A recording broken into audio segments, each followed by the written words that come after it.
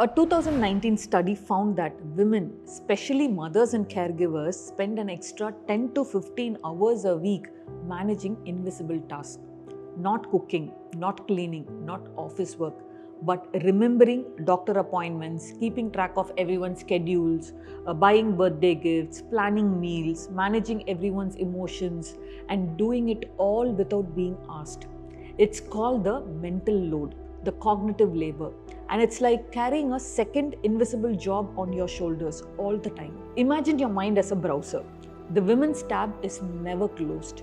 It's always running even when they go to sleep. Hi, I'm Gayatri Arvind, founder of Abhasa Rehab and Wellness. We offer residential rehabilitation for people struggling with addiction, mental health disorders, eating disorders, and chronic conditions.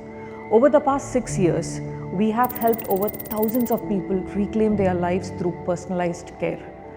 Through this channel, we share practical wisdom to empower your mental health. What mental load looks like in daily life? It's Sunday morning. She's making tea, but also thinking about what to pack for the kids' lunch boxes tomorrow, whether there is enough detergent for the week, and if her mother-in-law's BP medicines needs refilling. She nods at conversations, smiles, functions, but inside there are 37 tabs open, none of them for her.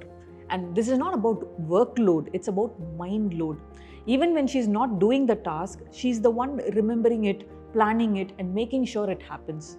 And no one has a clue on how this affects her mind and body, not even the women. At first, it feels normal. That is what being a woman means. But over time, you feel exhausted even after resting. You forget what you enjoy. You feel irritable, like something's always off. You lose patience faster. You stop asking for help because it feels easier to just do it yourself. And the longer this goes on, the more it starts to show up in your physical health. Women in their late 30s and 40s begin to notice chronic fatigue, unexplained aches, hormonal imbalances, digestive issues, and frequent headaches. Some even start showing early signs of burnout or perimenopausal emotional crashes.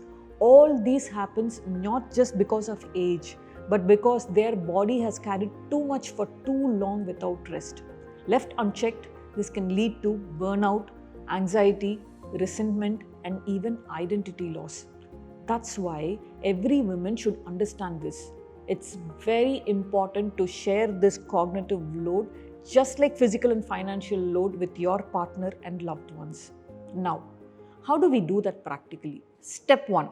Write it all down. List everything you mentally manage in a week, even the tiniest things. Remembering to carry snacks, mentally tracking the family calendar, anticipating emotional reactions, being the default go-to person. Once you see it on paper, you will realize your brain will see this as real work. Step 2. Share the list with your family. You have to share the whole list with everyone, not just assign a task. For example, don't just say, "Can you help me with dinner?" Say, "Here's everything that goes into planning dinner: shopping, prepping, remembering what each person likes, making sure it's ready before 8.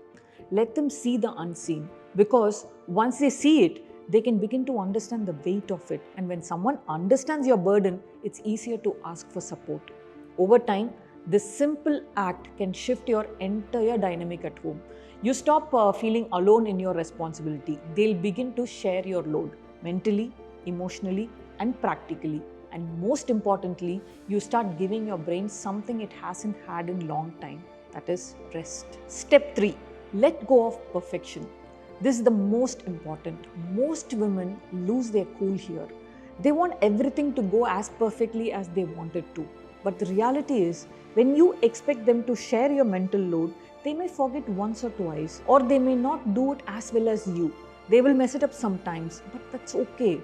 That's part of the process. See, sharing the load means letting others take full responsibility, not micromanaging it. So tell yourself that done is better than perfect. So let go of perfection and let others participate. You have to allow them to help you. Step 4. Rebuild your own space. Once you begin freeing up mental space, ask yourself, what do I want to do with this time? You pick something that you love, something that has nothing to do with helping others or responsibilities. Let it be your me time. Even 20 minutes for journaling, music, silence, rest, something that is yours and yours alone. This may seem small, but it signals your brain, I matter too. That small act builds self worth. It calms your nervous system. It gives your mind the message that life isn't just about service and survival. There is space for joy, stillness, and choice. And the more you practice it, the more your identity becomes rooted in who you truly are. You will discover yourself apart from all the roles you are playing as a mother, wife, or a daughter in law. And over time, your entire life will begin to shift. You will start waking up with more clarity and less resentment. Your body will feel lighter. You will have space in your day and in your mind to feel inspired again. Your relationships will improve because you're no longer drained of energy. And most importantly, you just stop surviving and start living on your own terms. Reclaiming your mental space will transform your whole life. It's that powerful.